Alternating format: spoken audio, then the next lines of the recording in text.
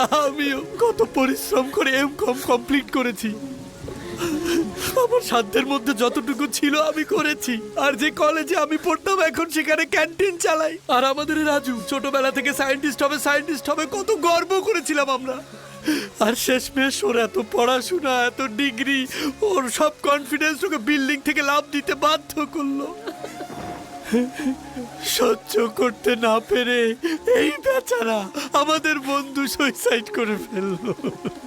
আমরা কি জঘন্য সিস্টেমের মধ্যে পড়ে গেলাম। আমরা কি পড়াশোনা করেছি আর এখন কি করছি।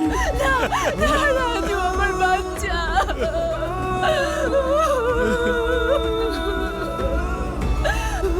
ডিগ্রি নেওয়ার সময় এই পোশাক পরে ও অনেক খুশি ছিল।